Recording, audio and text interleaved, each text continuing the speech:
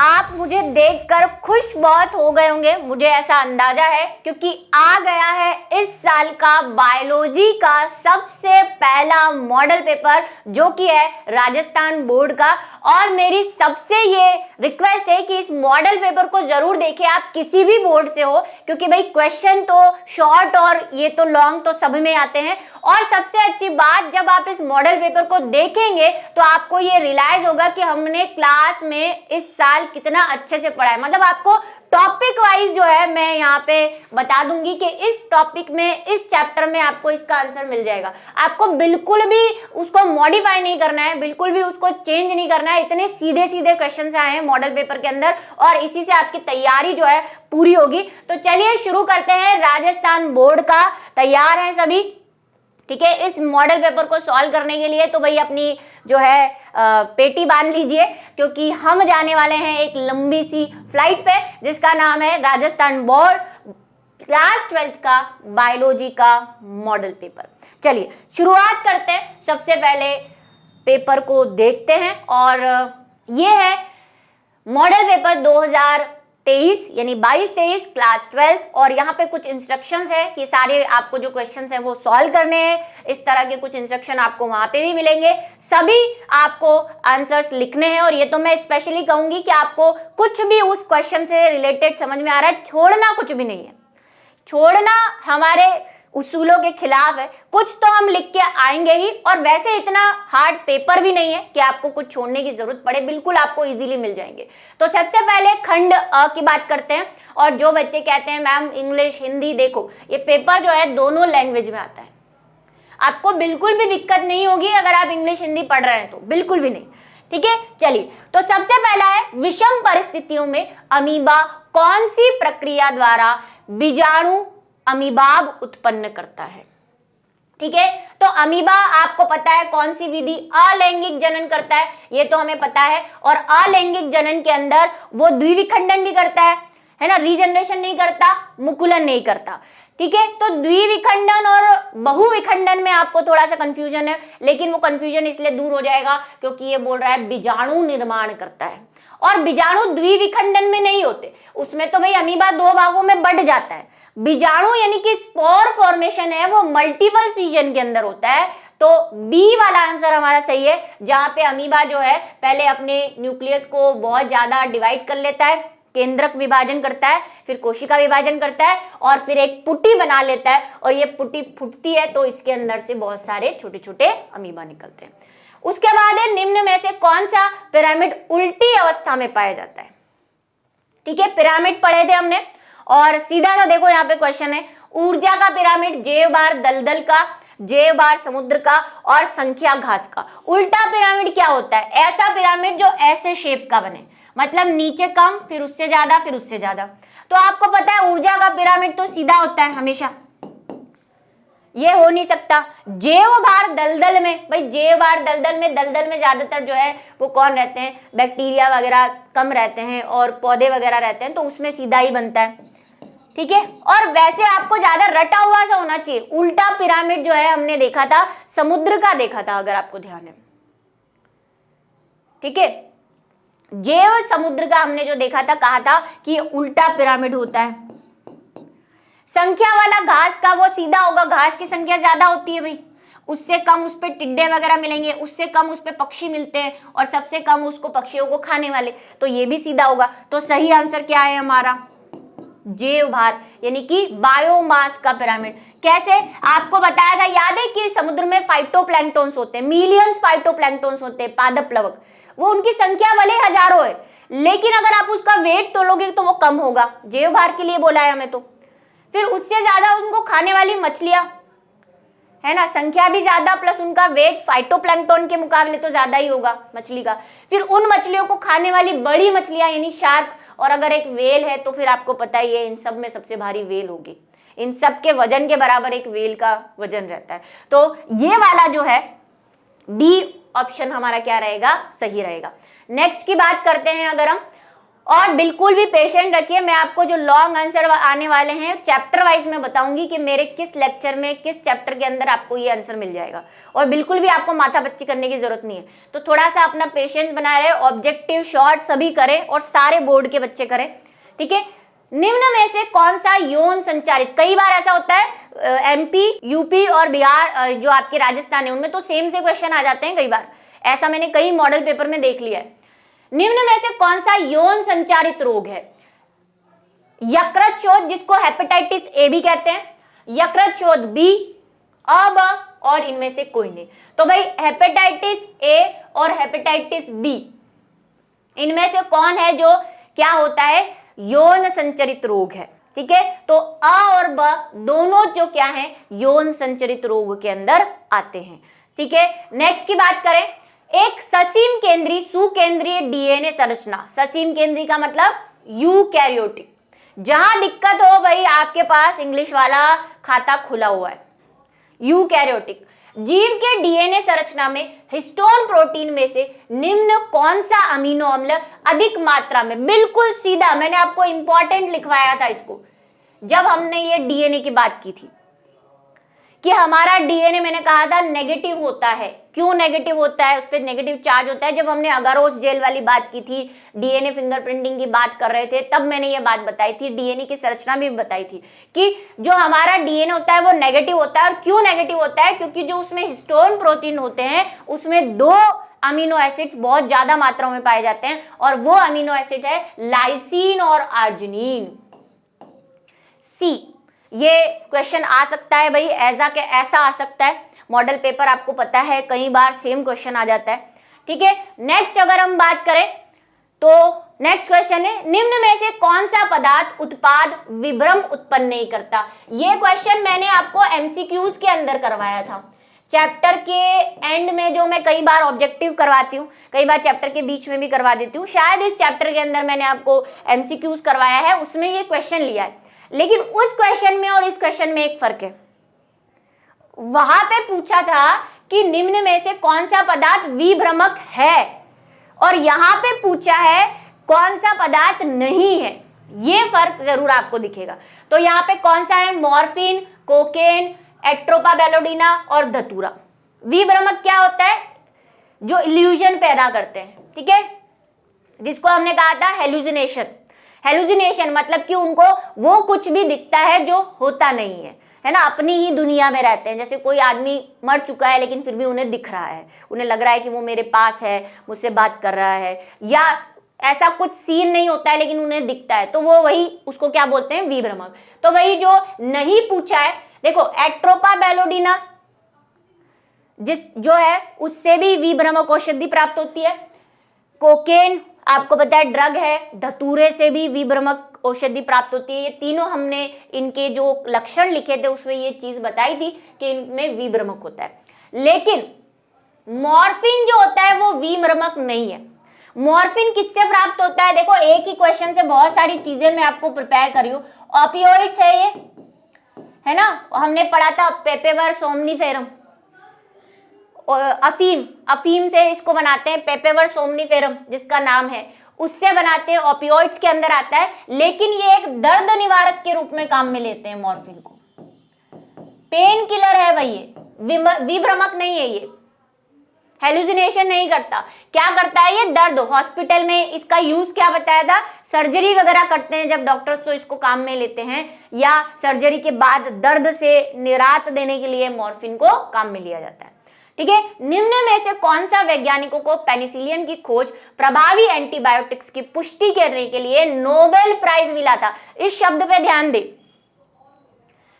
सबसे पहला है Alexander Fleming, Ernest Chain, Howard Florey और अबस। ये लाइन मैंने नोट्स के अंदर लिखी हुई है, नोट्स के अंदर ये लाइन लिखी हुई है। अब यहाँ पे कई बच्चे क्या बहुत ही एक्साइटमेंट में कि पेनिसिलियम की खोज फ्लेमिंग ने की थी, उसी को मिला होगा। नहीं, पेनिसिलियम की खोज फ्लेमिंग ने की थी, वो डिश में उन्होंने कवक उगाया था, ये वाली कहानी हमने पढ़ी थी। लेकिन बाद में ये हार्वर्ड फ्लोरे और अर्नेस्ट चेन ने इसके ऊपर काम किया था। और इन तीनों को कंबाइंड फॉर्म में नोबेल पुरस्कार मिला है। ये लाइन मैंने नोट्स के अंदर भी लिखवाई है और क्लास के अंदर भी बताई है भाई। डी वाला ऑप्शन यानी कि द वाला ऑप्शन सही है, इन तीनों को नोबेल प्राइज मिला है। खोज का श्रेय फ्लेमिंग को जाता है, लेकिन पेनिसिलियम को निकालना, उसको अलग करना और उसके बारे में स्टडी करना, ये दो काम इन्होंने किए थे। तो इन तीनों को कंबाइंड फॉर्म में क्या मिला था? नोबेल पुरस्कार मिला था। ठीक है, नेक्स्ट की बात करें अगर हम, नेक्स्ट है कौन से सूक्ष्म जीव से प्लाज्मिड प्रयोग करके प्रथम पुनर्योजन डीएनए का निर्माण करता है? प्रथम पुनर्योजन डीएनए क्या था भाई किया गया? Recombinant DNA. चैप्टर शुरू होगा, चैप्टर शुरू होने के शायद दूसरे लेक्चर में ही हमने ये पढ़ा है, रिकॉम्बिनेंट डीएनए सबसे पहले किसने बनाया था। ठीक है, ये बायोटेक्नोलॉजी वाले जो चैप्टर हैं उसके अंदर आएगा। तो किससे बनाया था? आपको पता है, एक साइंटिस्ट थे बोयरे करके, है ना, हार्वर्ड बोयरे ऐसा कुछ नाम है उनका। उन्होंने जो है वो एक उस पे काम कर रहे थे, नाम मैं अभी नहीं बता रही क्योंकि ऑप्शन आपको दिख जाएगा। उस पे काम कर रहे थे और उस पे काम करते करते उन्होंने वहां से प्लाज्मिड को निकाल के उस प्लाज्मिड को ई कोलाई के अंदर जोड़ा और एक रिकॉम्बिनेंट डीएनए बनाया, है ना। एक प्लाज्मिड को दूसरे ई कोलाई के डीएनए से जोड़ के उन्होंने रिकॉम्बिनेंट दिया था। और किसका लिया था उन्होंने लिया था साल्मोनेला टाइफी का। किसका लिया था उन्होंने? साल्मोनेला टाइफी का प्लाज्मिड निकाल के जो है वो उन्होंने ई कोलाई के साथ जोड़ के और फर्स्ट रिकॉम्बिनेंट डीएनए बनाया था बोयरे ने। ठीक है, याद रखें किन्होंने बनाया था, नहीं तो वापस जाके लेक्चर देख लें, नोट्स देख लें। नेक्स्ट है बैसिलस तुरंजिएसिस, जिसको बीटी कहते हैं भाई। बीटी देखो, ये तो मैंने कहा था इंपॉर्टेंट टॉपिक है, कुछ ना कुछ इससे आएगा ही आएगा, चाहे ऑब्जेक्टिव आए चाहे कुछ आए। और ये नीचे भी है, बैसिलस तुरंजिएसिस की कौन सी जीन, ये टॉपिक बहुत इंपॉर्टेंट है अपने आप में। जीन में प्रोटीन से मक्खा छेदक को नियंत्रित, देखो कई चीजें क्या हम ध्यान नहीं देते और वो ध्यान हमारे लिए नुकसानदायक हो जाता है ना। इस चीज को हमने क्लास में पढ़ा है। मैंने आपको बताया था कि बीटी के हमारे पास 2-3 तरह के क्या है एक्सटेंट है ना, वर्जन है। याद आ रहा है आपको? हमने एक क्राई 1AC पढ़ा था, एक क्राई 2AC पढ़ा था, एक क्राई 1AB और एक क्राई 2AB पढ़ा था। आपको याद आ रहा है? इस साइड मैंने बोर्ड पे लिखा था, मैंने कहा था क्राई 1AC, इसको ठंड लगती है। एक है क्राई 2AB, एक है क्राई 1AB। क्राई 1AB जो है वो क्या काम आ रहा था हमारा? कॉर्न बोरर था। कॉर्न बोरर यानी कि मक्का छेदक, और हमें मक्का छेदक पूछा हुआ है ना, मक्का छेदक पूछा हुआ है। तो मक्का छेदक जो है वो कौन होगा? Cry 1AB। ये जो है हमारा क्या रहेगा? मक्का छेदक रहेगा। बाकी जो है वो कॉटन बोरर थे। ठीक, नेक्स्ट है 1992 में जैव विविधता पर ऐतिहासिक पृथ्वी सम्मेलन कहाँ हुआ था? ये भी मैंने इंपॉर्टेंट टिक करवाया है भाई। अभी चैप्टर खत्म भी नहीं हुआ, चल रहा होगा शायद, आप जब मॉडल पेपर सॉल्व कर रहे होंगे। 1992 में जैव विविधता बायोडाइवर्सिटी के लिए जो हमने पृथ्वी सम्मेलन करवाया था, वो कहाँ करवाया है भाई? वो हमने करवाया है रियो डी जेनेरो में। ठीक है, कहाँ करवाया है? रियो डी जेनेरो के अंदर करवाया है हमने। ठीक है, ये इसका क्या आंसर होगा? सी। नेक्स्ट की बात करें, अब आ गए हैं रिक्त स्थान, बिल्कुल सीधे, मतलब लाइन टू लाइन आपको मिल जाएंगे। डैश में पुष्प रंग की वंशागति डैश प्रभाविता को दर्शाती है। थोड़ा सा ये क्वेश्चन जरूर ऐसा था कि दोनों जगह डैश है तो क्या लिखे, लेकिन इसका इंग्लिश ट्रांसलेशन पढ़ोगे आप, the inheritance of flower is dash show off dash dominance. आपको यहाँ पे बोला है कि कौन से पुष्प का रंग जो है वंशागति प्रभाविकता बताता है। अब प्रभाविकता तो भाई दो पढ़ी हमने, एक तो प्रभाविता का नियम और उसका एक अपवाद पढ़ा था हमने, अपूर्ण प्रभाविता। तो यहाँ पे आएगा कि कौन सा पुष्प, तो पुष्प के बारे में हमने 2-3 एग्जाम्पल देखे थे। एक तो हमने देखा था मिराबिलस जलापा देखा था, है ना, 4 o'clock प्लांट, जो शायद आपके एनसीईआरटी में नहीं था। एक एनसीईआरटी में जो एग्जाम्पल दे रखा है वो दे रखा है एंटेरेबियम का, है ना, जिसको हमने स्पेन ड्रैगन फ्लावर कहा था, एंटीराइनम। ठीक है, तो यहाँ पे भाई आप चाहें तो भाई साइंटिफिक नेम लिख दे एंटीराइनम, और उसी का नाम क्या है? Spain dragon.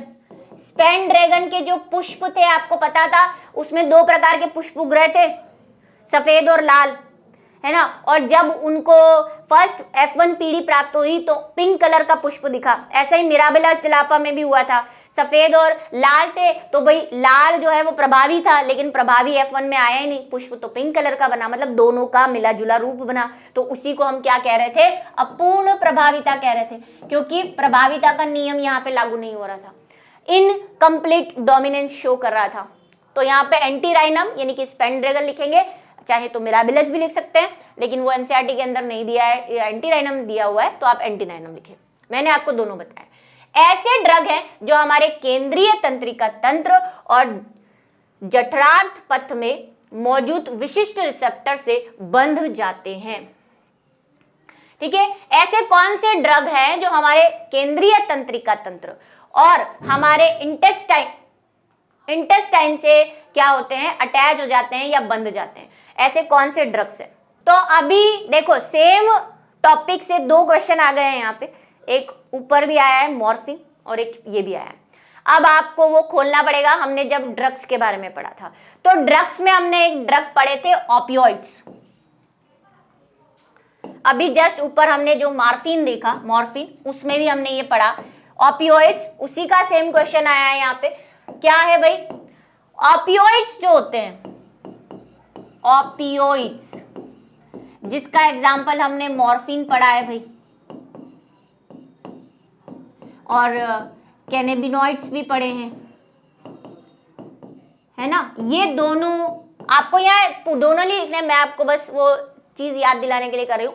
आप लिख सकते हैं ऑपियोइड्स लिखेंगे, क्योंकि ये मॉर्फिन और कैनाबिनॉइड्स ऑपियोइड्स के ग्रुप में ही आते हैं।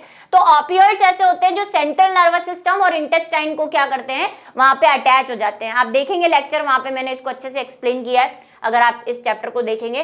अब है नेक्स्ट, ओजोन अवक्षय के हानिकारक प्रभाव को देखते हुए सन 1987 में एक अंतरराष्ट्रीय संधि पारित की गई थी। भाई ओजोन के लिए, ये भी चैप्टर अभी चल ही रहा है, तो मेरे को लगता है आपको सीधा सा इसका आंसर आया होगा ऑब्जेक्टिव के अंदर, और जो प्रैक्टिस क्वेश्चन है उसमें भी मैंने करवाया है। भाई कौन सी संधि की थी, मॉन्ट्रियल संधि जो है, जिसको हमने प्रोटोकॉल भी कहा, वो करी थी। ओजोन परत के अपक्षय को कहाँ की गई थी, ये कनाडा के मॉन्ट्रियल शहर में की गई थी, और शायद अगर मेरा ईयर सही है तो 1987 में की गई थी।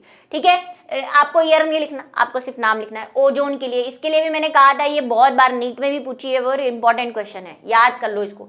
स्टेनफोर्ड के पारिस्थितिकी पोल, ये देखो, ये तो मैंने इस चैप्टर के जो क्वेश्चन आंसर करवाया है उसमें भी करवाया है, वहां पे मैंने शॉर्ट टाइप में करवाया है, यहाँ पे ये फिलिंग द ब्लैंक्स के फॉर्म में आया है।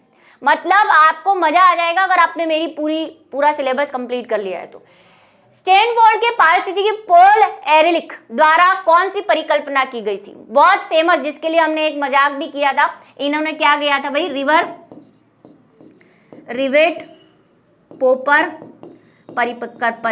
परिकल्पना दी थी इन्होंने। क्या था भाई इसके अंदर, वो एरोप्लेन वाली कहानी है ना, उसी से याद कराया था मैंने आपको, है ना, कि एरोप्लेन में सारी कील्स जो है अलग अलग होती है, कुछ कीलें निकाल देंगे तो जाति पे कोई फर्क नहीं पड़ेगा। ये उन्होंने एरोप्लेन का एग्जांपल रिवेट पोपर परिकल्पना दी थी उन्होंने। ठीक है, एहरलिच ने, ये मैंने आपको शॉर्ट में करवाया है क्वेश्चन आंसर में, इसी चैप्टर के एंड में, यहाँ पे ब्लैंक फिलिंग द ब्लैंक की फॉर्म में आया है। ठीक है, ये मैंने आपको ऑब्जेक्टिव की फॉर्म में करवाया। तो भाई कई बच्चे जो सोचते हैं मैम ऑब्जेक्टिव है, हमारे तो ज्यादा ऑब्जेक्टिव आते हैं, हमारे तो शॉर्ट आते नहीं है ना, लॉन्ग आते नहीं है, कहीं से भी किसी भी प्रकार का क्वेश्चन बन सकता है, आपको प्रिपेयर रहना है हर तरीके से। ऐसा नहीं है ऑब्जेक्टिव है तो ऑब्जेक्टिव की छाप लगी हुई है कि ऑब्जेक्टिव है वो शॉर्ट में नहीं आ सकता, सब जगह सब कुछ आ सकता है। भाई अति लघुरात्मक चालू हो गए, 1.5 नंबर 1 नंबर के हैं ये वाले भी कितने के थे, 1-1 नंबर के थे फिलिंग द ब्लैंक्स, और ये जो है ये आपके 1-1 नंबर के आएंगे। तो आपको भाई सबसे पहला ऐसे 2 जीवों के नाम लिखो जिनमें बाहरी निषेचन आता है, बिल्कुल इजीएस्ट क्वेश्चन चैप्टर फर्स्ट से। भाई कौन से हैं जिसमें एक्सटर्नल फर्टिलाइजेशन पाया जाता है, कौन, एक तो आप एम्फीबिया लिख सकते हो, उभयचर एम्फीबिया,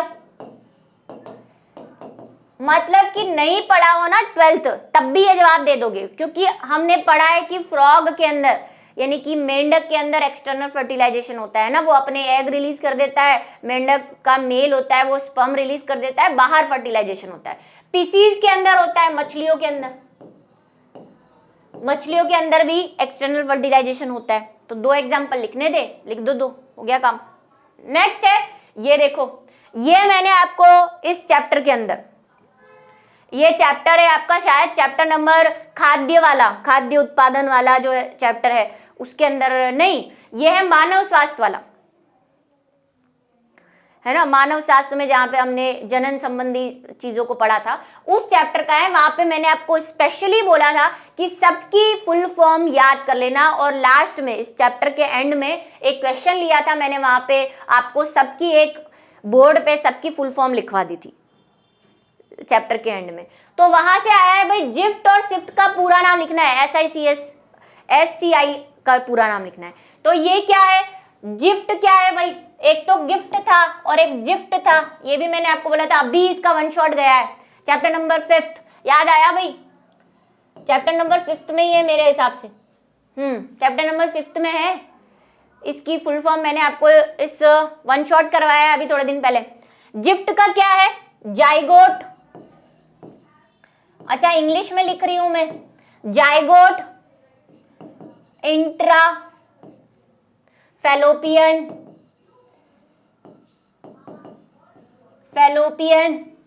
ट्रांसफर। ये क्या था आपको याद आ रहा है कि जाइगोट अगर जो है वो 8 से 16 स्टेज में है तो हम उसको फैलोपियन में ट्रांसफर करते हैं, और इसी का दूसरा पार्ट था IUT, जब जाइगोट जो है वो 36 कोशिकाओं का हो जाता है या 16 से अधिक हो जाता है तो हम उसको इंट्रा यूटेराइन ट्रांसफर कहते हैं, है ना, फिर उसको यूट्रस के अंदर ट्रांसफर करते हैं, ये वो वाली कहानी है। और IC ये क्या था भाई, इंट्रा साइटोप्लाज्मिक, जो हिंदी में लिखना चाहते हैं वो मैं बोल रही हूं उसको हिंदी में लिख दे, साइटोप्लाज्मिक स्पर्म इंजेक्शन, ठीक है, ये दोनों फॉर्म, और आप सारी याद कर लें। अब देखो 2 आ गई हैं तो सब याद कर लिया नहीं आपको। आनुवांशिक कूट AUG के काम बताओ, इससे सिंपल कोई क्वेश्चन हो सकता है। जब हमने क्या पढ़ा है भाई, ट्रांसक्रिप्शन ट्रांसलेशन पढ़ा था, तब हमने इसका नाम पढ़ा था, ये क्या है, ये प्रारंभिक कोडोन है, प्रारंभिक कोडोन, है ना, शुरुआत करता है भाई ये ट्रांसक्रिप्शन की। तो इसके 2 काम लिखने हैं, तो क्या 2 काम लिखेंगे, तो पहला काम ये हो गया, यह जो है ट्रांसक्रिप्शन में प्रारंभिक कोडोन का काम करता है। दूसरा, यह प्रोकैरियोट में तो मिथायोनीन अमीनो अम्ल को कोडित करता है ना, मिथायोनीन को कोडित करता है। और यूकैरियोट में, यहां पे मैं प्रो लिख दूं, और यूकैरियोट में फॉर्मेलाइन मिथायोनीन को कोडित करता है, कोड करता है यूकैरियोट में, लिख सकते हो। अगर ये दोनों नहीं लिखो तो आप सिर्फ इतना लिख सकते हो, या मिथायोनीन को कोड करता है अनुलेखन की प्रक्रिया में, अमीनो अम्ल बनाता है, और प्रारंभिक कोडोन है अनुलेखन को चालू करता है ना, ट्रांसक्रिप्शन को चालू करता है। नेक्स्ट है मुक्तजीवी और सहजीवी सूक्ष्म जीवों के 2 उदाहरण देने। ऐसे सूक्ष्म जीवी जो मुक्त है, फ्री लिविंग रहते हैं, और ऐसे जो सिम्बायोटिक फॉर्म में रहते हैं उनके नाम लिखने। भाई सिंपल सा है, मुक्त जीवी कौन कौन से हैं आपके, ये आ गए मुक्त जीवी में, एनाबिना, नोस्टोक, ये टॉपिक भी हमने क्लास के अंदर पढ़ा है। स्पेशली मैंने मुक्त जीवों के अलग एग्जाम्पल बताए हैं और सहजीवी के अलग बताए, ये वो हमने पढ़ा है उसके अंदर, जहां पे हमने लेग्यूमिनेसी में राइजोबियम जो नाइट्रोजन स्थिरीकरण करते हैं उस वाली चीज के अंदर पढ़ा है हमने इसको, ठीक है। चैप्टर नंबर 13 आई थिंक हो सकता है, जहां पे वही इन्वायरमेंट के चैप्टर शुरू हो गए हैं ना, सूक्ष्म जीवों के जो हमने यूज पढ़े, सूक्ष्म जीवा, मानव जीवन में सूक्ष्म जीवों की जो उपयोग वाला चैप्टर है, चैप्टर नंबर मुझे एग्जैक्टली याद नहीं है, 13 है या 12 है, उसमें पढ़ा है हमने।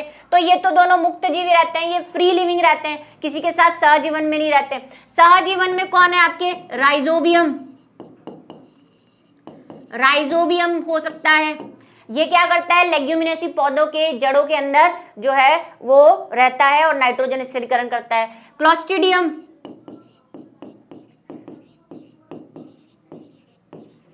सहजीवन के साथ रहता है, ठीक है। साइनोबैक्टीरिया, ये सब सहजीवन में रह सकते हैं। साइनोबैक्टीरिया, ब्लू ग्रीन एल्गी जिसको कहते हैं, ठीक है, ये सब लिख सकते हैं। भारत सरकार के उस संगठन का नाम बताएं जो जीएम अनुसंधान संबंधी कार्यों में वैधानिक पर निर्णय लेता है। तो वो कौन सी संस्था थी भाई? वो थी GEAC। क्या फुल फॉर्म थी इसकी? जेनेटिक, हिंदी में लिख दूं अब, genetic engineering, genetic engineering approval committee, approval committee, ठीक है। फुल फॉर्म भी याद कर लें, यहाँ पूछी नहीं है तो क्या हुआ, नाम आप ये भी लिखेंगे और इस कमेटी का फुल फॉर्म भी लिख के आएंगे, छोड़ना नहीं है। देखो यहीं से अच्छा इंप्रेशन पड़ना शुरू होता है चीज़ों का। एक्स्ट्रा चीज़ लिख दोगे कोई नुकसान नहीं है, इंप्रेशन बढ़ जाएगा आपका अगर 2-3 चीज़ें आपने एक्स्ट्रा यहाँ पे कर दी तो 1 नंबर के लिए। तुंगता बीमारी, ये देखो मस्त अनुकूलन वाला टॉपिक जो हमने पढ़ा था, ये शायद चैप्टर नंबर 13 या 14 है, अनुकूलन वाला है ना, पर्यावरण वाले चैप्टर से आया है। अनुकूलन, तुंगता बीमारी, वो याद है आपको, मैंने कहा था कि पहाड़ों पे जाते हैं तो हम वहाँ पे ऑक्सीजन की डिमांड कम हो जाती है, ऑक्सीजन जो है प्रेशर कम हो जाता है और ऑक्सीजन कम हो जाती है, तो हम वहाँ जाते हैं तो हमें कई प्रकार की जो चीज़ें हैं वो महसूस होती है, जैसे हमारा जी घबराता है, उल्टियाँ आती है ना, सांस लेने में दिक्कत होती है। और कुछ समय हम 2-3 दिन वहाँ रह लेते हैं तो हमारा जो है क्या क्या हो जाता है, इससे चेंजेस क्या क्या होते हैं बॉडी के अंदर। तो हमने कहा था कि हीमोग्लोबिन बढ़ जाता है, आरबीसी की संख्या बढ़ जाती है ना, और रेस्पिरेटरी रेट बढ़ जाती है, श्वसन दर बढ़ जाती है, ये बताया था। ये वही है तुंगता बीमारी। और मैंने कहा था ये टेम्परेरी होती है, ये सब आपको लिखना है इसके अंदर। तुंगता बीमारी कौन से क्षेत्रों में होती है भाई? पहाड़ी क्षेत्रों में। जब हम पहाड़ी क्षेत्र में जाते हैं तो वहाँ पे वायुमंडलीय प्रेशर जो है वो कम हो जाता है और ऑक्सीजन की मात्रा कम हो जाती है, जिससे वहाँ पर जाने वाले व्यक्ति को सांस लेने में दिक्कत होती है, जी घबराता है, मितली आना जिसको हमने कहा था, सर दर्द होने लग जाता है। कुछ समय रहने के बाद हमारे शरीर में इसके लिए कुछ अनुकूलन पैदा हो जाते हैं, जैसे कि श्वसन दर बढ़ जाती है, हीमोग्लोबिन की मात्रा बढ़ जाती है, आरबीसी की संख्या में वृद्धि हो जाती है, जिससे हम वहाँ के एनवायरनमेंट में कारण बताना है। कारण वही जो मैंने अभी बोले, ऑक्सीजन की मात्रा कम है, वायुमंडलीय प्रेशर कम है, ठीक है। बायोमैग्निफिकेशन को परिभाषित कीजिए। अभी चैप्टर चला है भाई जैव आवर्धन। देखो यहां से एक और चीज सीखने को मिली है आपको, हिंदी शब्दों से साथ साथ इंग्लिश शब्दों को गौर फरमाइए। हिंदी में इंग्लिश लिखी हुई है बायोमैग्निफिकेशन। आधे बच्चे आते हुए भी इस चीज को नहीं कर पाते क्योंकि उन्होंने कभी उस शब्द को इंग्लिश में बोला ही नहीं। यही मेरा आपको सजेशन हमेशा रहता है, इंग्लिश शब्दों को एक बार माइंड में जरूर रखें। जैव आवर्धन पढ़ा है डीडीटी के लिए, अभी चैप्टर चल रहा है, ठीक है, 16, चैप्टर नंबर 16 के अंदर डीडीटी का आया है कि डीडीटी जो है अगर 0.3 है, 0.003 है तो वो टॉप पे जाते जाते 25 ppm हो जाती है ना। रासायनिक पदार्थों का खाद्य श्रृंखला में विभिन्न स्तरों में जमा हो जाना या एकत्रित हो जाना क्या कहलाता है? जैव आवर्धन या बायोमैग्निफिकेशन कहलाता है। चैप्टर नंबर 16 जैव आवर्धन जो हमने पढ़ा है, वहां से आप इसकी परिभाषा ले सकते हैं और लिख सकते हैं। चलिए चैप्टर नंबर 16। अब आ गए खंड ब, यानी कि लघु उत्तर, शॉर्ट टाइप के, 1.5 नंबर के हैं ये, 18 क्वेश्चन से अंदर, ठीक है। शुक्र जनन और अंड जनन का आरेखित चित्र बताओ। इससे इजी कोई आपको दे सकते हैं क्या? चैप्टर नंबर 3 मानव जनन, चैप्टर नंबर 3 मानव जनन, एनसीईआरटी के अंदर एक डायग्राम बना हुआ है जो हमने भी क्लास के अंदर करा है, ठीक है। याद आया वो ऐसे शुक्राणु से बोला है स्पर्मेटोगोनिया से प्राइमरी स्पर्मेटोसाइट से ऐसे स्पर्म बना के, इधर तो शुक्र जनन बताया है और इधर अंड जनन में ऊगोनिया बताया है। ऊगोनिया से प्राइमरी oocytes, फिर प्राइमरी oocyte से सेकेंडरी oocyte और पोलर बॉडी, और सेकेंडरी oocyte से फिर एग, और सेकेंडरी पोलर बॉडी। ऐसा डायग्राम बना हुआ है एनसीईआरटी के अंदर, बुक खोलना चैप्टर नंबर 3 मानव जनन, वही आपको बनाना है।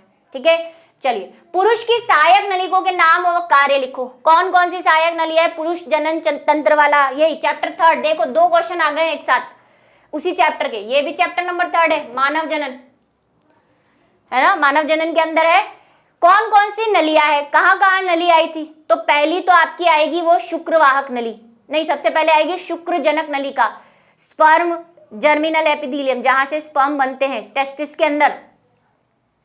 भाई टेस्टिस के अंदर कौन सी आती है, जर्मिनल ट्यूब, जो कि शुक्रजनन नलिका कहलाती है। ठीक है, शुक्रजनन नलिका के अंदर ही स्पर्म बनते हैं। उसके बाद एपिडिडाइमिस को नहीं लेना है, उसके बाद ऊपर जो नली जाती है शुक्रवाहक नलिका, वासा डिफरेंस, वो नली है, वो क्या काम करती है, शुक्राणुओं को टेस्टिस से, सबके काम, नाम लिखना है, काम लिखना है। नाम क्या हो गया, शुक्रजनन नलिका, काम क्या हो गया, स्पर्म को उत्पन्न करना। टेस्टोस्टेरोन का, क्योंकि उसमें 2 तरह की कोशिकाएं भी होती हैं, सर्टोली और लीडिंग सेल्स, वो क्या करती है, हार्मोन सिक्रेट करती है। तो ये 3 काम इसके अंदर आ जाएंगे। ठीक है, उसके बाद आपका आ जाएगा शुक्रवाहक नलिका यानी वासा डिफरेंस, ये क्या काम करती है, शुक्राणुओं को कहाँ पहुंचाने का काम करती है, शुक्राणुओं को ये शुक्राशय में पहुंचाने का काम करती है।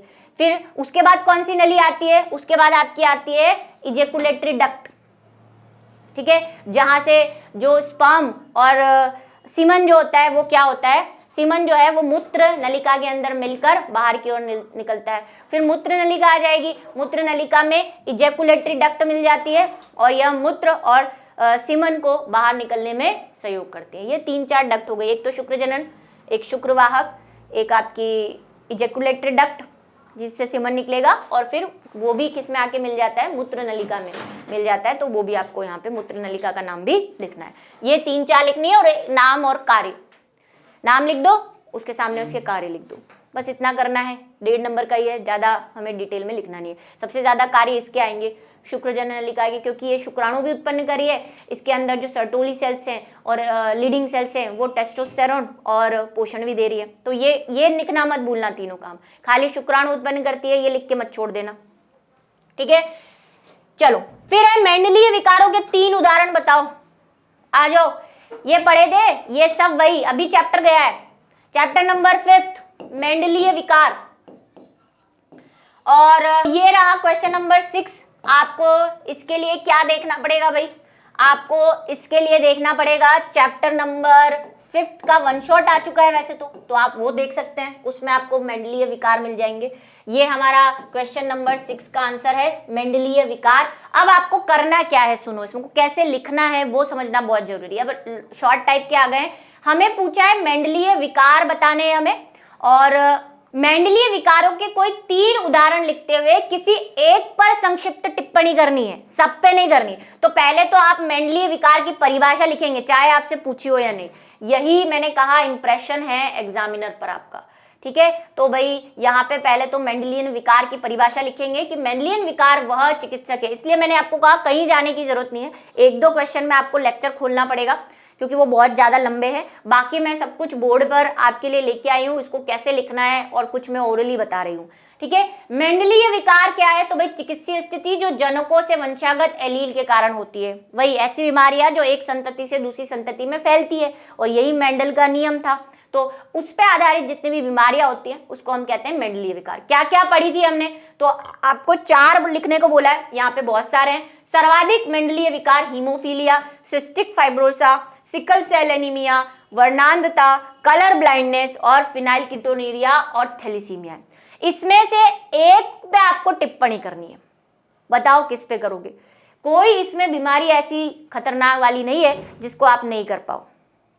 अभी गया है 1 शॉट, है ना। हीमोफीलिया पे चाहो तो कर सकते हो, सिकल सेल एनीमिया पे कर सकते हो। अच्छा, अब इसमें लिखोगे क्या, तो हीमोफीलिया वाला टॉपिक खोलोगे, इसी के नीचे ही है हीमोफीलिया। अगर आप ये आपको मिलेगा, वैसे 1 शॉट में मिल जाएगा आपको, 1 शॉट देखो आप, उसके अंदर मेंडलीय विकार जहाँ पे आ रहे हैं वहाँ पे, नहीं तो मैं आपको बता देती हूँ। ये तो भाई चैप्टर नंबर तो आपको पता है, चैप्टर नंबर 5 है, ये क्वेश्चन 6 वाला हम कर रहे हैं। ये आपको मिल जाएगा लेक्चर नंबर 12, 13 में। 12 में एक बीमारी है, 13 में शायद हीमोफीलिया है, और उसके बाद लेक्चर नंबर 14। तो उसमें आप डिटेल में आपको हीमोफीलिया और सिकल सेल के बारे में लिखा हुआ मिल जाएगा। यही लिखना है कि भाई ये, जैसे कि अगर हम बात करें हीमोफीलिया की, तो ये एक्स लिंक्ड है और रिसेसिव है, ठीक है। और आपको वो फ्लो चार्ट बनाना पड़ेगा इसमें, है ना, कि अगर हम एक जो महिला है, वाहक महिला का, ये सारा मैंने वन शॉट में कराया है। वाहक महिला का जो है, अगर आप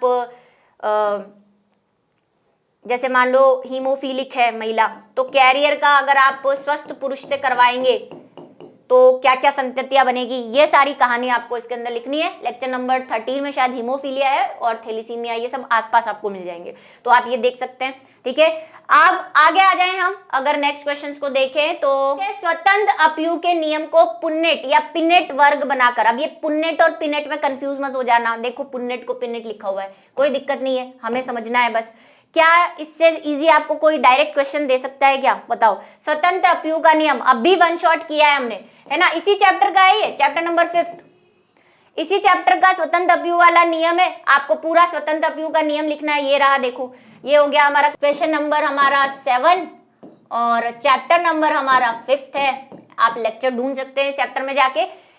पहले तो आपको स्वतंत्र अपयु की परिभाषा लिखवाई है मैंने, और अभी तो इसका वन शॉट आ चुका है, तो वन शॉट से भी ढूंढ सकते हैं, वैसे मैंने लिख ही दिया है। पहले परिभाषा लिख देंगे कि किसी संकर में विशेष 2 जोड़े संयोजित होने पर युग्म निर्माण के समय किसी लक्षण के दोनों कारक का पृथक पृथक दूसरे लक्षण कारकों से स्वतंत्र होना। और दूसरी परिभाषा ये है, हम इसको डिटेल में नहीं पढ़ रहे हैं क्योंकि हम इसको काफी पढ़ चुके हैं, हम मॉडल पेपर सॉल्व कर रहे हैं। और ये पुन्नेट चार्ट आपको बनाने के लिए बोला है, जो हमने क्लास में पूरा बनाया है बकायदा, ठीक है। और इसका जीनोटाइप और फिनोटाइप भी लिखें, इसको नहीं जाने दें, जीनोटाइप भी लिखना है आपको और इसका फिनोटाइप भी लिखना है,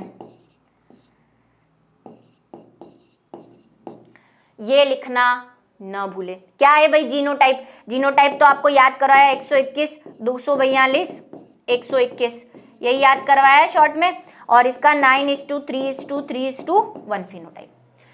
कुछ चीजें हमें एक्स्ट्रा करनी होती है एग्जामिनर पे इंप्रेशन जमाने के लिए, हमसे नहीं पूछा जीनोटाइप फिनोटाइप, हम लिखेंगे इंप्रेशन अच्छा, और हाईलाइट करके और लिखना।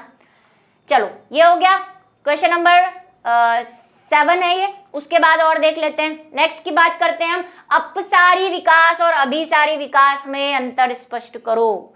ये भी देखो मस्त क्वेश्चन है, आ जाओ। ये आपका जो है विकास वाला चैप्टर नंबर 7 है ये, चैप्टर नंबर 7 विकास वाला। ये रही, मैंने दोनों परिभाषाएं लिख दी है, आपको कहीं वैसे ढूंढने जाने की जरूरत नहीं है इस लेक्चर को, बस आपको क्या करना है, दोनों की परिभाषा लिखनी है। अब इस परिभाषा को आप किस तरह से लिखना चाहते हैं, या तो आप 2 ऐसे ब्लॉक बना लो, इधर अपसारी लिख दो, इधर अभिसारी लिख दो, ठीक है, या फिर जैसे मैंने लिखा है वैसे लिख दो। ज्यादातर मेरा सजेशन यही रहेगा कि आप ब्लॉक बना के लिख दें। तो भाई ये क्या है, ये है हमारा अपसारी वाला। क्वेश्चन नंबर क्यों कौन सा है हमारा अभी मॉडल पेपर के हिसाब से, मॉडल पेपर के हिसाब से ये हमारा क्वेश्चन नंबर 8 है।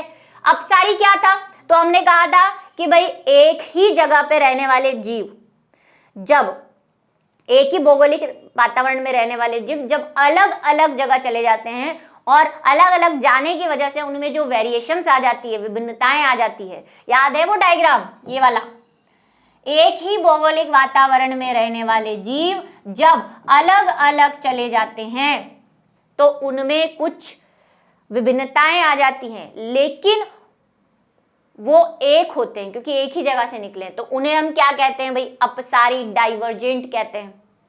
याद आ रहा है कुछ, ठीक है। जीवों का एक समूह एक समान शारीरिक रचना साझा करता है जो कि विभिन्न आवासों में रहने के कारण विभिन्न प्रकार के कार्य करने हेतु भिन्न भिन्न रूप से अनुकूलित हो जाता है।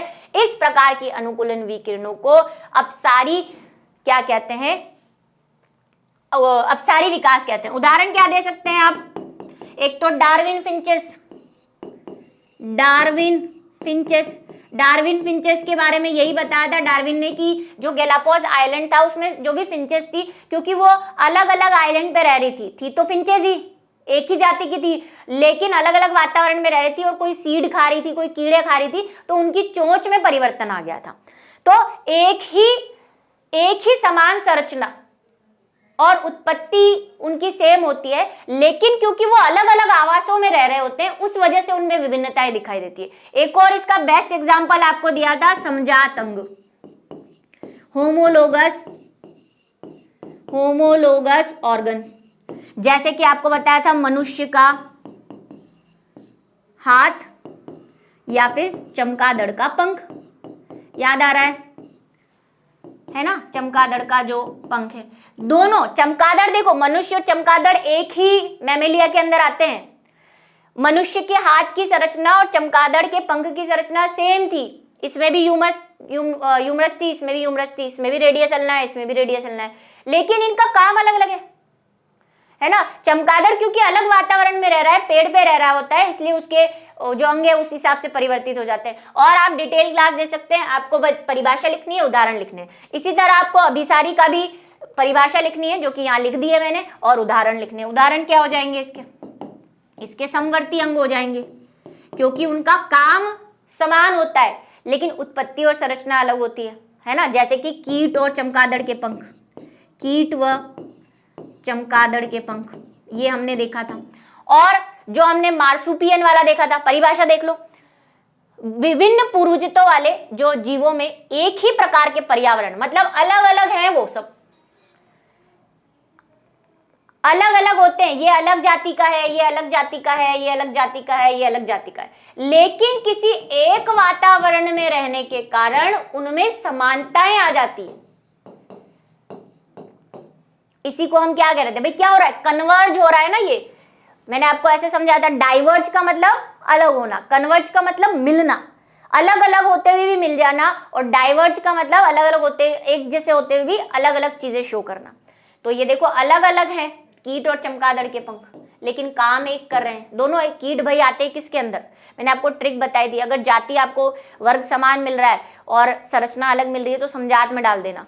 और यहाँ पे देखो अलग है, कीट तो भाई इंसेक्ट में आते हैं, चमगादड़ मेमेलिया में आते हैं, लेकिन दोनों के पंख उड़ने के काम आ रहे हैं, है ना। और क्या उदाहरण दिया था हमने, समान कार्य उत्पत्ति हेतु तुल्यता, एनालॉगी, एनालॉगी मतलब वही समवर्ती, इसको एनालॉजी तो कहते हैं समवर्ती को, ठीक है। अर्थात भिन्न प्रकार के अंग समान कार्य संपन्न कर रहे हैं, अलग है अंग, ये इसके तो पंख में हड्डियां ही नहीं है, इसके पंख में हड्डियां हैं, अनुकूलित होते हैं। इस प्रकार की अनुकूलता विकिरण अभिसारी कहलाती है।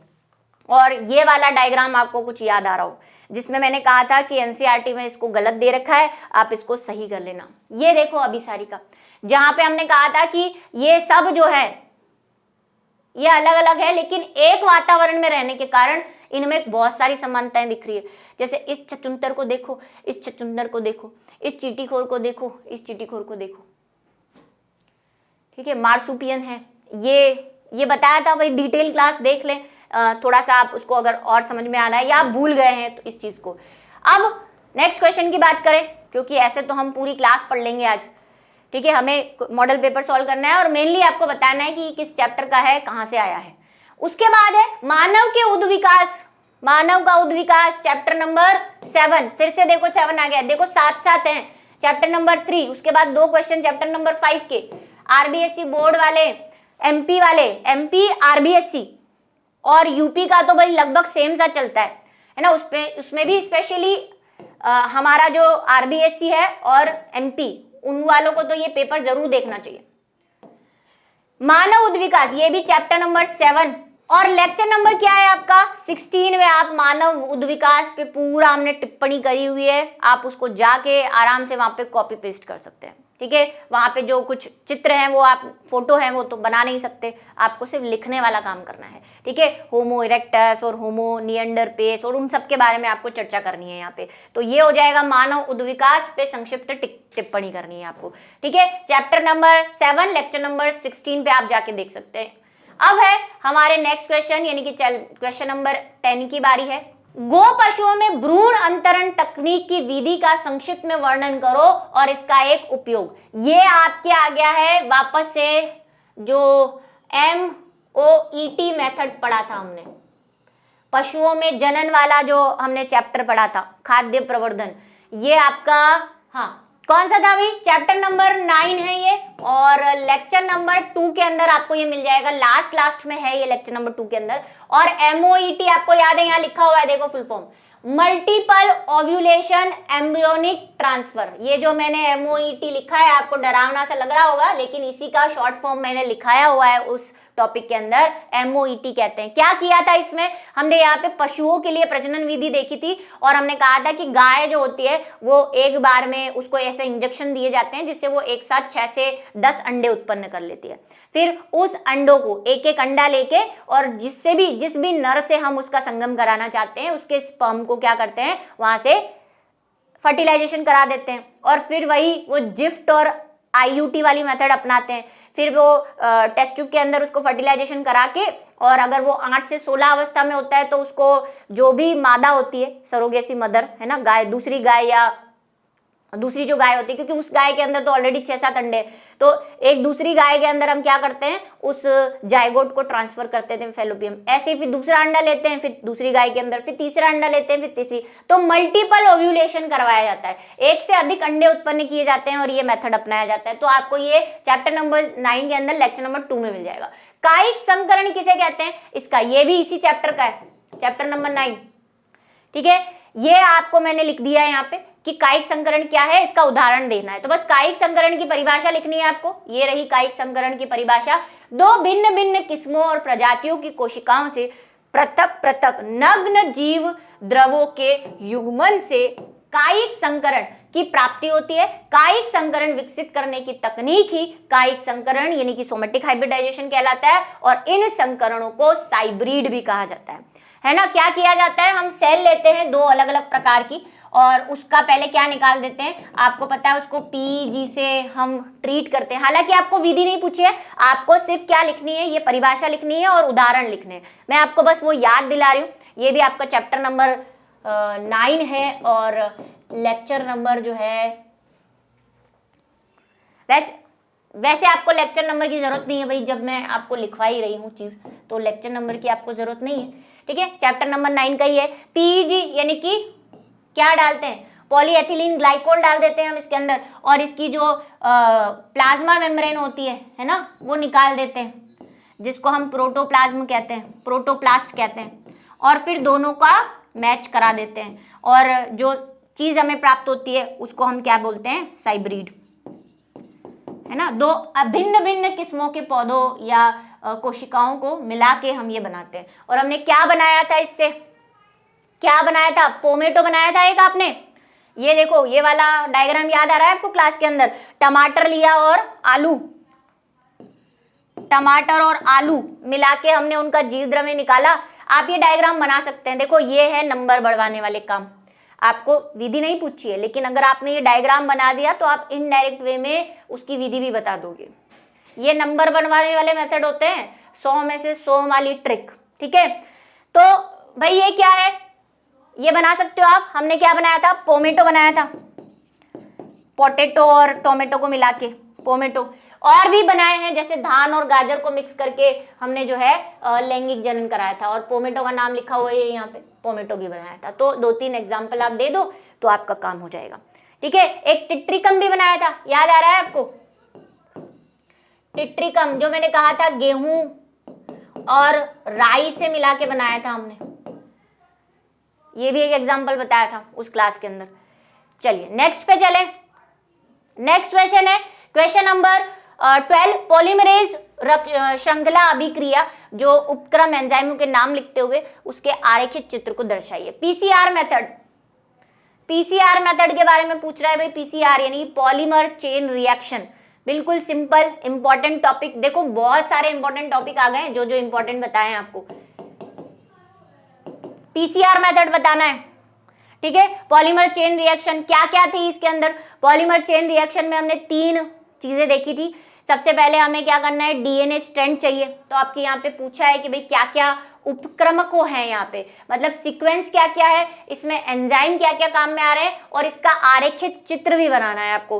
तो एक बार मैं आपको बता देती हूँ कि ये आपको मिलेगा चैप्टर नंबर 12 में, लेक्चर नंबर 7 में। और क्या मिलेगा ये मैं आपको प्लेन बोर्ड पे समझा देती हूँ। एक बार डिटेल देखना चाहें तो मैंने आपको बता दिया है भाई, chapter number 12, lecture number 7, question number 12। Chapter number 11 है भाई, है ना, क्वेश्चन नंबर 12 है, चैप्टर नंबर 11 है। क्या देखा था हमने, तो आपको वो बनाने के लिए बोला है। तो मैं एंजाइम कौन कौन से, पहले तो सीक्वेंस क्या है आपको पूछा है, उपक्रमक कौन कौन से हैं इसके, उपक्रमक। उपक्रमक क्या होता है भाई, हिंदी दिया हुआ है लेकिन आप इसका इंग्लिश ट्रांसलेशन पढ़ेंगे तो आपको बोला है स्टेप्स कौन कौन से। तो पहले आपने क्या किया था, इसमें आप डीएनए को खोलते हैं, तो विकृतीकरण करते हैं, पहले विकृतीकरण, डीनेचुराइजेशन करते हैं। आपको याद हो तो 94 डिग्री से 97 डिग्री के ऊपर हमने डीएनए को गर्म किया था। फिर हम दूसरा स्टेप करते हैं दीर्घीकरण। दीर्घीकरण जिसको हमने इंग्लिश में कहा था एनिलिंग, है ना, एनालिजिंग करना। और तीसरा स्टेप था समापन वाला, टर्मिलाइजेशन जब हमने किया था। ये 3 स्टेप किए थे। पहला स्टेप में हमने क्या क्या काम में लिया था, एंजाइम्स कौन कौन से काम में लिए थे, चीजें, है ना, कौन सी सामग्री काम में ली थी आपने, कौन कौन सी चीजें काम में ली थी, ये भी पूछा है आपसे।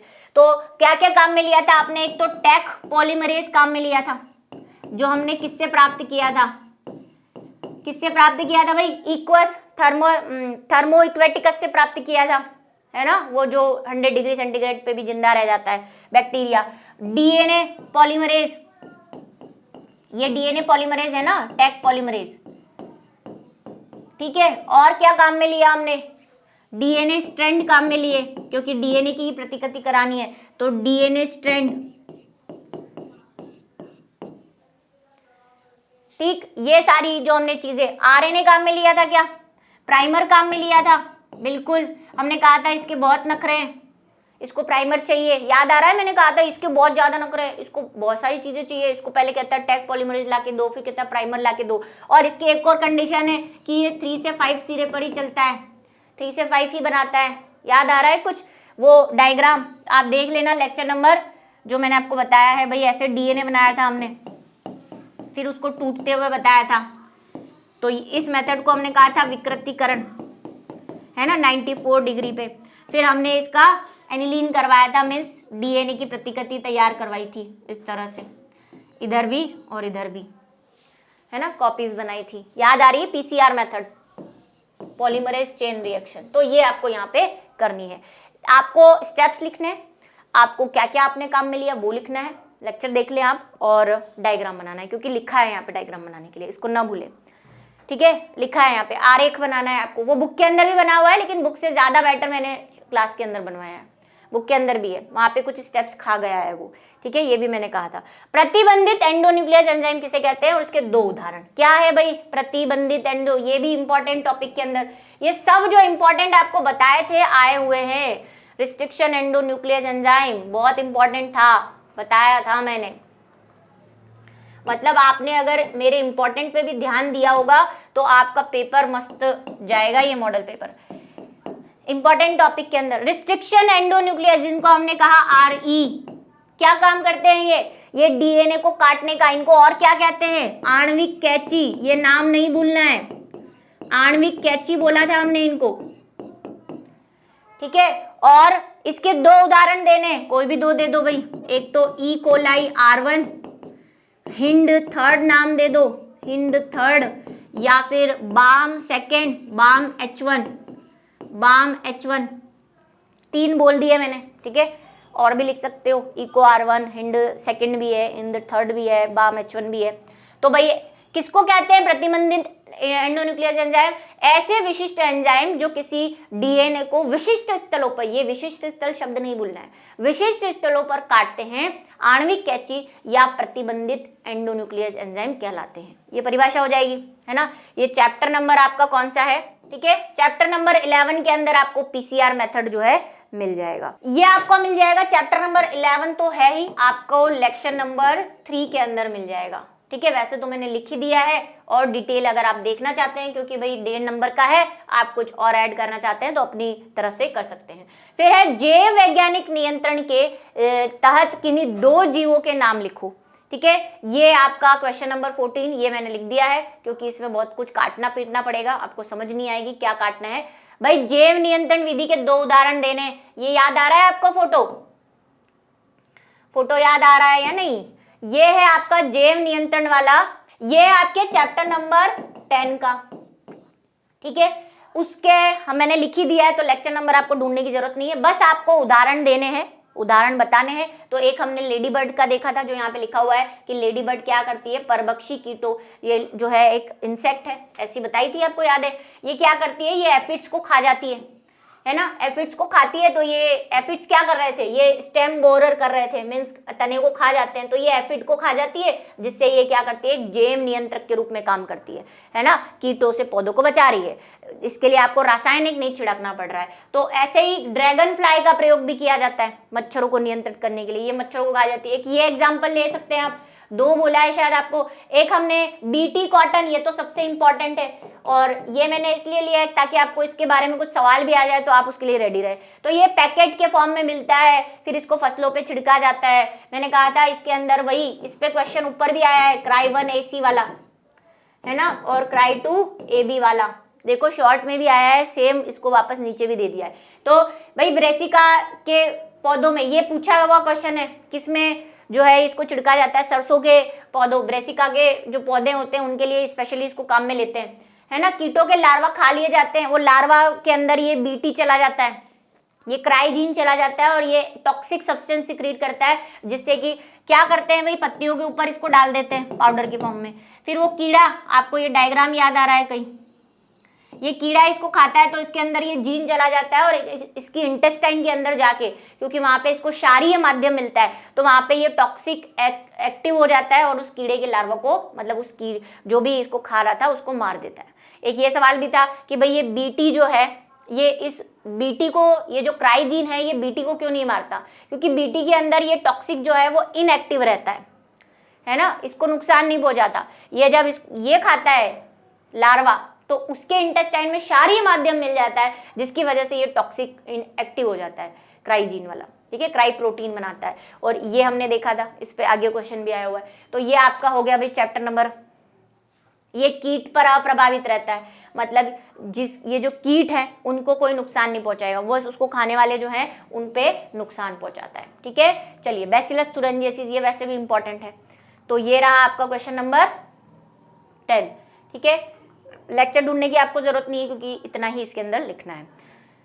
2 जीवों के उपयोग बताने थे हमने, लेडी बर्ड बता दिया, बैसिलस, एक और है बैक्यूलस वाला भी है लिखा है हमने, कवक वाला के भी लिखा है, ट्राइकोडर्मा, आप चाहें तो जाके देख ले, कवक जो है उससे भी नियंत्रित किया जाता है ट्राइकोडर्मा से। एक बैक्यूलस वाला भी देखा था हमने, बैक्यूलस को भी यूज किया जाता है, लेकिन 2 पूछे थे तो मैंने आपको 2 ही लिखा है। वाहित मल उपचार बताओ, sewage treatment plant, sewage treatment plant, STP, short में मैंने आपको बोला था, इसको आपको शॉर्ट फॉर्म भी याद करनी है, लॉन्ग फॉर्म भी याद। अब इसमें आपको क्या करना है, वाहित मल में द्वितीयक उपचार बताना है। सिर्फ 2 तरह से सीवेज ट्रीटमेंट प्लांट किया था हमने, सीवेज ट्रीटमेंट हमने 2 तरह से किया था, है ना। एक तो प्राथमिक किया था, प्राथमिक में क्या कर रहे थे हम, सिर्फ ऊपर का कचरा निकाल रहे थे, है ना, छनन कर रहे थे, सेडिमेंटेशन कर रहे थे, तो ऊपर में जो बड़े बड़े टुकड़े थे प्लास्टिक के, पत्तियां वगैरह, उनको छान के निकाल रहे थे। और एक द्वितीयक वाला था, जहां पे हम सूक्ष्म जीवों को काम में ले रहे थे, इसको हमने जैविक विधि भी कहा। अच्छा, इस विधि को जैविक विधि के नाम से भी पूछ सकते हैं, ये जैविक है, इसमें जीवों को काम में ले रहे थे, द्वितीयक वाली को। देखो यहाँ लिखा है जीव विज्ञान उपचार, आया है ना, यहाँ जैविक लिखा हुआ भी आ सकता है, क्योंकि इस विधि में हम सूक्ष्म जीवों को यूज कर रहे हैं। तो आपको सिर्फ सेकंड वाली बतानी है। सेकंड वाली में आपको याद आ रहा है, वो कंपार्टमेंट बनाए थे हमने, सीवेज ट्रीटमेंट प्लांट खोलो आप, ये आपका जो है चैप्टर नंबर, क्वेश्चन नंबर 14 किस चैप्टर का है ये, सॉरी 15 जो है, ये आपको मिलेगा चैप्टर नंबर 10 में, और लेक्चर नंबर आपको मिल जाएगा 5 के अंदर, ठीक है। लेक्चर नंबर 5 चैप्टर नंबर 10 के अंदर आपको ये सीवेज ट्रीटमेंट प्लांट, वहां पे मैंने डायग्राम भी बनाया है इसका, तो आप अच्छे से उस डायग्राम को ड्रॉ करें। और ये सेकेंडरी वाली आपको बतानी है कि पहले एक कंपार्टमेंट में डालते हैं, फिर उसको एनारोबिक करने देते हैं, फिर वो स्लज बनाता है ना, कवक जाल बना लेता है ना, और फिर उसको दूसरे कंपार्टमेंट में डालते हैं, वहाँ पे ऑक्सीकारी बैक्टीरिया डालते हैं ताकि जो हानिकारक बैक्टीरिया है उनको मार दें, एक कंपार्टमेंट से दूसरे कंपार्टमेंट में ले जाते हैं, फिर लास्ट में क्लोरीन से उसको जो है क्या करते हैं, ट्रीट करते हैं। तो सीवेज ट्रीटमेंट प्लांट वाला आपको यहाँ पे बताना है, वाहित मल। नेक्स्ट है, अब दीर्घ वाले चालू हो गए भाई, लॉन्ग टाइप के क्वेश्चन आंसर। उसमें पहला है सहज प्रतिरक्षा। किसे कहते हैं? प्रतिरक्षा के कितने प्रकार रोध होते हैं, समझाइए। सबसे इजीएस्ट क्वेश्चन, मानव स्वास्थ्य वाला चैप्टर है ये, मानव स्वास्थ्य वाला चैप्टर नंबर जो है मानव स्वास्थ्य वाला, उसके अंदर सहज, इननेट, जिसको हमने क्या कहा था, इसका दूसरा नाम भी आपको याद करना है, जन्मजात, जन्मजात विधियां। ऐसे प्रतिरक्षा जो हमें जन्म से मिली होती है या जन्म से हमारे अंदर होती है, उसे सहज प्रतिरक्षा, इननेट इम्यूनिटी या जन्मजात प्रतिरक्षा कहा जाता है। और वो कौन है? हमारे शरीर में शारीरिक कार्यकिक दो रूप से पाई जाती है। जैसे कि हमने बात की थी, हमारे ये नाक के बाल हैं, है ना, कान में निकला हुआ मैल है, ये धूल के कणों को अंदर आने से रोकता है। हमारे स्टमक का एसिड है HCl, वो जब खाने के साथ कोई बैक्टीरिया आ जाता है तो उसको मार देता है। ये सारे पढ़े थे हमने, प्रतिरक्षा के कितने प्रकार हैं। हमारे त्वचा के अंदर पाए जाने वाले जो मैक्रोफेजेस हैं, लाइसोजाइम के बारे में बात की थी, आंसुओं में और लार में लाइसोजाइम होता है, वो सब याद आ रहा है आपको इस चैप्टर से? वही लिखना है आपको इसके अंदर, इम्यूनिटी वाले चैप्टर का है ये, ठीक है, लिख लेंगे। पहले आप परिभाषा लिखेंगे और जितने भी आपको लिखा है, ये जो मैंने सारे नाम बोले हैं, ये सब आपको वहाँ पे मैंने नोट्स में दिए हुए हैं, क्लास में कराए हुए हैं, आप वहाँ से लेंगे, ठीक है। निम्न को परिभाषित करते हुए एक एक उदाहरण देना है, बिल्कुल इजी। सहोपकारिता, म्यूचुअलिज्म जिसको कहा हमने, म्यूचुअलिज्म क्या था? म्यूचुअलिज्म, जब दो जीव एक साथ रहकर एक दूसरे पे उपकार करते हैं, ऐसे मैंने आपको याद करा था। सहोपकारिता, साथ साथ उपकार, साथ साथ उपकार का मतलब एक दूसरे पे उपकार कर रहे हैं, इसको हम सहजीवन भी कहते हैं, है ना। एक साथ रहते हैं, एक दूसरे को सहायता पहुंचाते हैं, ये मैंने लिख लिया है वैसे, ठीक है। ये आपके क्वेश्चन नंबर जो है 17 का ए वाला है। सहोपकारिता दो प्रजातियों के बीच होने वाली सहजीवनी पारस्परिक क्रिया है, इसमें दो प्रजातियों को लाभ होता है। और एक टेबल भी बनाई थी, उसमें मैंने कहा था इसमें दोनों प्लस प्लस रहते हैं, है ना, प्लस माइनस वाली एक टेबल बनाई थी कि इनको याद करो। अब जरूरी नहीं है सहोपकारिता, आप वो टेबल याद करो, एग्जाम्पल याद करो, ये आपको 100% इस टॉपिक में से, मतलब जरूरी नहीं है सहोपकारिता मिले, लेकिन ये जो अंतर जातीय हमने संबंध पढ़े थे, जिसमें सहोपकारिता पढ़ा था, सहभोजिता पढ़ा था, इसमें से 100% एक आने वाला है, एक अभी भी मैं बोल रही हूँ 100%। और ये जो मॉडल पेपर है, इसमें से आपको 50% क्वेश्चन तो मुझे लगता है सेम टॉपिक से मिल जाएंगे, मतलब टॉपिक वही रहेगा, क्वेश्चन हो सकता है वो चेंज कर दे। तो इस मॉडल पेपर को नहीं छोड़ना है बिल्कुल भी, ठीक है। ये हमने सहोपकारिता, अब इसमें क्या क्या एग्जाम्पल दिए थे हमने? एक तो हमने दिया था मोनेरा का, है ना, मोनेरा में हमने कहा था जो ब्लू ग्रीन एल्गी होती है वो प्लांट्स के साथ जो है सहजीवन बनाती है और नाइट्रोजन स्थिरीकरण करती है, नाइट्रोजन स्थिरीकरण। अब ये आपको सबको डिटेल में करना पड़ेगा, पहले इसकी परिभाषा, फिर एक मोनेरा दिया था, एक हमने कवक के साथ दिया था, कवक लाइकेन वाला एग्जाम्पल दिया था जो, है ना। और क्या दिया था हमने?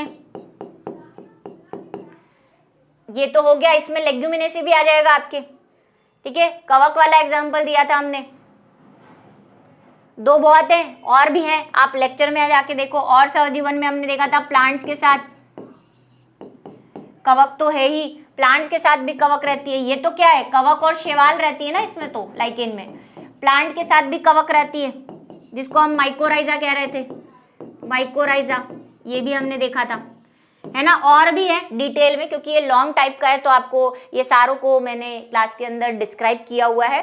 और ये आपका जो मिलेगा आपको चैप्टर नंबर 17 के अंदर लेक्चर नंबर 7 मिल जाएगा, उसके अंदर आपको इसका डिटेल मिल जाएगा, है ना। ये तो परिभाषा वहाँ पे भी लिखी हुई है, ये इसकी डिटेल अगर आप और लिखना चाहते हैं तो ये वहाँ से लिख सकते हैं, लेक्चर नंबर 7। मैं आपको बिल्कुल पॉइंट वाइज बता रही हूँ, आपको बिल्कुल घूमना नहीं पड़ेगा इधर उधर कि मैम हम कैसे ढूंढे। उसके बाद है आत्मपोधभिद, ये आपको मैं यहीं पे बता रही हूँ, क्योंकि आपको लेक्चर ढूंढने लगोगे तो नहीं मिलेगा ये, क्योंकि ये भाई बीच से एक दो लाइन के अंदर आया हुआ है चैप्टर के अंदर, और इसीलिए इसी चैप्टर का है, ये तीनों इसी चैप्टर के, चैप्टर नंबर 13 के ही हैं ये तीनों। आत्मपोधभिद जिसको हम क्या बोलते हैं, हेलियोफाइट कहते हैं, ऐसे पादप जो अधिक प्रकाश की उपस्थिति को सहन कर सके तथा अधिक प्रकाश की उपस्थिति में जीवन व्यतीत करते हैं, हेलियोफाइट यानी कि आठपोदबिद कहलाते हैं। ठीक है, बहुत ज्यादा सनलाइट होती है ना, जो ग्रीष्म जो डेजर्ट में मिलते हैं या जिनको बहुत ज्यादा है ना सनलाइट हो, दिन भर प्रकाश आ रहा हो, है ना, दिन भी लंबा होता है, उसमें भी ये सरवाइव कर जाते हैं। इनको अधिक प्रकाश की जरूरत होती है ना, सनलाइट बहुत ज्यादा चाहिए इनको, या ऐसा बोल सकते हैं ज्यादा सनलाइट में भी ये जिंदा रह सकते हैं, उनको बोलते हैं हेलियोफाइट। इसके एग्जाम्पल क्या है, आपको ये परिभाषा लिखनी है जो मैंने बोली है, एग्जाम्पल मैं नीचे लिख रही हूँ, आप वहां से नोट कर ले। इसके एग्जाम्पल क्या है, किसके, हेलियोफाइट के बता रही हूँ मैं नीचे। ठीक है, एक तो है आपके रोज, जितने भी गुलाब होता है वो बहुत ज्यादा सनलाइट के अंदर भी रह पाता है। और इसके अंदर आपके आते हैं क्लोवर, क्लोवर का फ्लावर देखा है, जो टीआरएनए की संरचना में मैंने बताया था कि इसके साइंटिस्ट ने कहा था कि ये जो टीआरएनए है ये क्लोवर फ्लावर की तरह दिखता है, क्लोवर के पत्ती की तरह दिखता है, वो है ये क्लोवर प्लांट है। तो क्लोवर प्लांट और गुलाब जो होते हैं वो अधिक सनलाइट के अंदर भी सरवाइव कर जाते हैं। ठीक है, इनको बोलते हैं हम हेलियोफाइट। सजीव प्रजक जिसको हम कह रहे हैं विविपैरिटी, क्या होती है विविपैरिटी, स्पेशली मैंने बताया है भाई, ये तो विविपैरिटी क्या होती है, ऐसे पादप जिनमें पादप पर लगे हुए ही बीज से नया पौधा निकल आता है उसे सजीव प्रजकता कहते हैं। मतलब पौधा फल लगा हुआ है, उसके अंदर बीज है, वो बीज अपने आप अंकुरित हो गया, उससे पौधा निकल गया, पेड़ पे लगे लगे ही, नीचे गिरा ही नहीं बीज, फल नीचे आया ही नहीं, और पेड़ पर लगे लगे ही उसमें से क्या निकलने लग गया, जड़ और तना निकलने लग गई, तो उसको हम बोलते हैं सजीव प्रजकता। ये भी आपके किसका है, चैप्टर नंबर 13 का है। एग्जाम्पल क्या दे सकते हो आप इसमें, मैंग्रोव वनस्पति दे सकते हो, मैंग्रोव। लेक्चर मैं नहीं बता पाऊंगी क्योंकि ये बीच के अंदर है, ये दोनों, ये भी बीच के अंदर है और ये भी बीच के अंदर है, तो इसलिए मैं लेक्चर नंबर इसका नहीं बता रही, आपको परिभाषा मैंने बता दी है, एग्जाम्पल में बता रही हूँ। ठीक है, उदाहरण क्या है इसका, उदाहरण ये आपके आ जाएंगे मैंग्रोव, मैंग्रोव वनस्पति जितनी भी होती है उनमें ये देखी जाती है विविपैरिटी। फल के ऊपर बीज लगा रहता है और वो बीज जो है अपने आप ही उसमें से पेड़ निकल रहा है, तना निकल रहा है, नीचे से जड़ पेड़ पे लगे लगे, तो ये मैंग्रोव के अंदर जो है हमें देखने को मिलती है। एक और एग्जांपल इसका लिख सकते हो, राइजोफोरा, राइजोफोरा में भी सजीव प्रजकता पाई जाती है। ठीक है, ब्रायोफिल्म में भी बोलते हैं, लेकिन ब्रायोफिल्म जो है कई बार उसको कायिक जनन के अंदर ले लेते हैं, इसीलिए शायद आपको वो देखने को नहीं मिले, वरना ब्रायोफिल्म में आपने देखा पत्ती के ऊपर ही नया पौधा उगने लग जाता है, तो वो। लेकिन मेनली यहाँ पे सजीव प्रजकता की जो परिभाषा है वो कह रहा है सीडलिंग से, मतलब कि बीज से नया पौधा निकला है, पेड़ पे लगे लगे वो है, तो ये लिख दो तो ज्यादा बेटर है भाई, रॉन्ग करने के चांसेस ना करें। तो ये दो एग्जांपल आप लिख सकते हैं। उसके बाद है पारिस्थितिकी अनुक्रम किसे कहते हैं और आवास की प्रकृति, ये भी सीधा सीधा है, कोई भी क्वेश्चन जो है घुमा के नहीं दिया हुआ। तो क्वेश्चन नंबर 18 है, ये आपका जो चैप्टर है ये चैप्टर नंबर 14 में आपको मिल जाएगा। लेक्चर नंबर 7 अगर आप देखेंगे मेरी क्लास का तो वहां पे आपको मिल जाएगा। पादप अनुक्रम हमने पढ़ा था, जहां पे हमने पढ़ा था कि कैसे दो तरह से वैसे हमने इसको पढ़ा था, एक तो प्राथमिक अनुक्रम और एक द्वितीयक अनुक्रम, क्योंकि यहाँ पे परिभाषा पूछी है तो परिभाषा के अंदर हमने क्या लिखा था, किसी भी स्थान पर पुराने प्रकार के पादपों को प्रतिस्थापित करके चरम पारिस्थितिकी या नए पादपों का आना क्या कहलाता है, पारिस्थितिकी अनुक्रम कहलाता है। ये बात हमने लिखी थी। उसके बाद हमने कहा था कि दो प्रकार का होता है, प्राथमिक और द्वितीयक, लेकिन यहाँ पे पूछा है आवास के आधार पर बताना है। तो आवास के आधार पर हमने दो प्रकार का बताया था, एक तो जलानुक्रम बताया था, जल में हाइड्राक बताया था, और एक एग्जाच बताया था, शुष्कानुक्रम। याद आ रहा है आपको लेक्चर नंबर 7 देखे, उसके अंदर आपको दोनों चीजें मिल जाएंगी डायरेक्टली, कुछ भी उसमें से काटना नहीं है। जो चीजें काटने वाली थी वो मैंने आपको बता दी है, बाकी डायरेक्टली मैं आपको लेक्चर बता रही हूँ, ठीक है, कि कौन से लेक्चर में आपको ये चीज मिल जाएगी। तो ये क्वेश्चन नंबर 18 जो है वो इस प्रकार का था। अब आया है इसके थोड़ी मार्क्स जो है वो ज्यादा है भाई, 4 नंबर के 2 क्वेश्चन है इसके अंदर, तो आपको लिखना भी उसी के हिसाब से पड़ेगा, थोड़ा सा डिटेल के अंदर।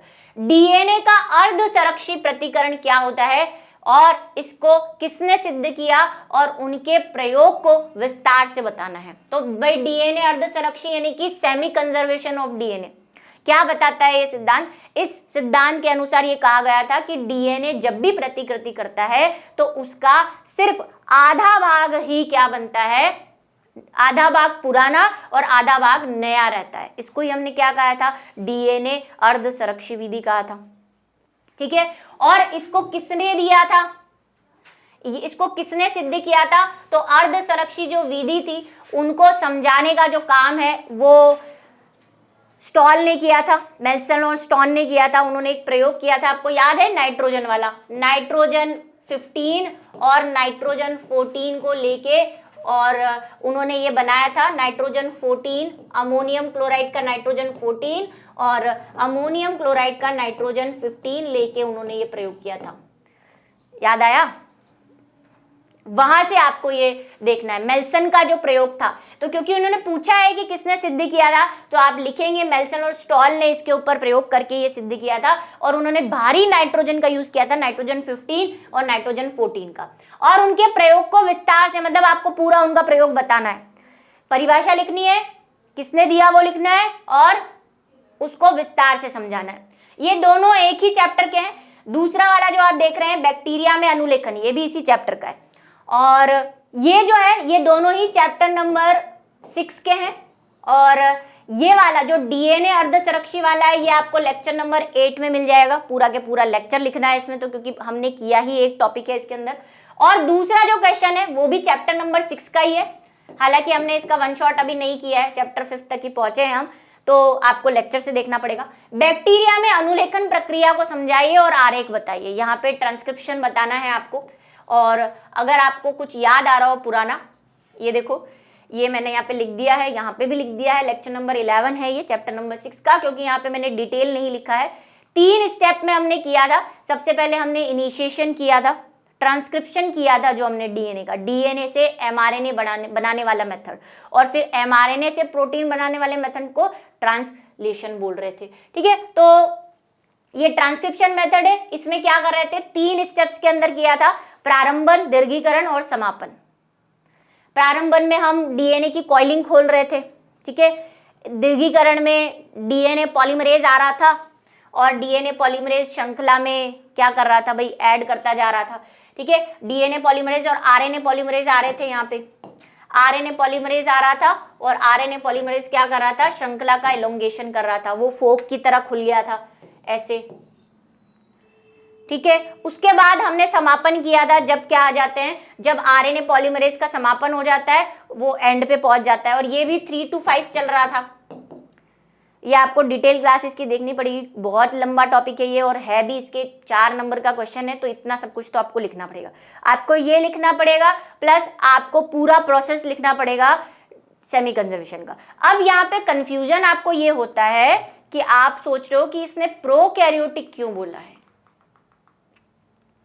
ना। अगर यहाँ पे प्रोकैरियोटिक बोला है और यूकैरियोटिक, तो आप इसी लेक्चर के अंदर मैंने वहां पे आपको समझाया है कि प्रोकैरियोट और यूकैरियोट के ट्रांसक्रिप्शन में कुछ अंतर हैं 2-3। पहला तो यही था कि भाई प्रोकैरियोट में केंद्रक नहीं होता है ना, तो सारा काम एक ही कंपार्टमेंट के अंदर होता है, जबकि यूकैरियोट में भाई ट्रांसक्रिप्शन केंद्रक के अंदर होता है, फिर एमआरएनए बाहर आता है और फिर प्रोटीन निर्माण होता है। ये वाला एक डिफरेंस जो आपको याद आ रहा है तो हमने बोला था। दूसरा, जो प्रोकैरियोट होते हैं वो पॉलीसिस्टोनिक होते हैं, हमारा मोनोसिस्टोनिक डीएनए पाया जाता है। ये सारे आपको अंतर वहां पे इस लेक्चर के अंदर जो मैंने आपको कहा, ये आपको मिलेगा लेक्चर नंबर 11 के अंदर। ये मैंने सिर्फ एक हेडिंग बताई है, इसके नीचे और भी बहुत कुछ है, डायग्राम भी है, लेकिन वो बहुत लंबा है, इसलिए मैं पूरा यहाँ पे, क्योंकि वहाँ पे सब कुछ मैंने लिखा है, टाइप किया हुआ इतना ही था वहाँ पे, वो बाकी सब जो है मैंने हाथों से लिखा है, इसलिए आपको वो लेक्चर देखना पड़ेगा, लेक्चर नंबर 11 चैप्टर नंबर 6। उसके बाद हम गए थे एक प्रारूपिक आवृतबीजी पौधों में गुरु बीजाणु जनन। क्या इसमें कुछ कठिन है? गुरु बीजाणु जनन ढूंढो, चेपो, ठीक है। किसमें आ जाएगा ये आपके होगा चैप्टर नंबर पादपों में जनन वाले चैप्टर के अंदर, है ना, चैप्टर नंबर 2 में। गुरु बीजाणु बनाना है आपको, और भ्रूण कोश को बताना है। भ्रूण कोश यानी एम्ब्रियो सेक, वही 8 कोशिकीय और 7 केंद्र की अवस्था वाला, 3 ऊपर 3 नीचे और 2 बीच में। ये कैसे बना, इसको पूरा आपको एक्सप्लेन करना है। चित्र बनाना है, सॉरी एक्सप्लेन नहीं करना है, भ्रूण पोष का सिर्फ चित्र बनाना है। ये वाला, ये एंटीपोडल सेल, ये केंद्रीय कोशिका, और यहाँ पे 2 सहायक कोशिका और बीच में एग, कर लोगे लेबल, ठीक है। ये तो याद हो जाना चाहिए, छपा हुआ होना चाहिए, ये तो इतना कॉमन डायग्राम है। उसके बाद गुरु बीजाणु जनन बताना है आपको। ये आपको मिलेगा चैप्टर नंबर 2 लेक्चर नंबर 4 के अंदर, ठीक है। और इसी चैप्टर का चैप्टर नंबर 2 और लेक्चर नंबर 3 के अंदर ये आपको मिल जाएगा परागण, पॉलिनेशन। क्या बताओ, इसमें कुछ कठिन है? क्लास 10th से आपको परागण पढ़ाया रहा है, पॉलिनेशन। पॉलिनेशन क्या होता है? पराग कणों का पुष्प से किसी दूसरे पुष्प या वर्तिकाग्र पर या उसी वर्तिकाग्र पर गिर जाना क्या कहलाता है?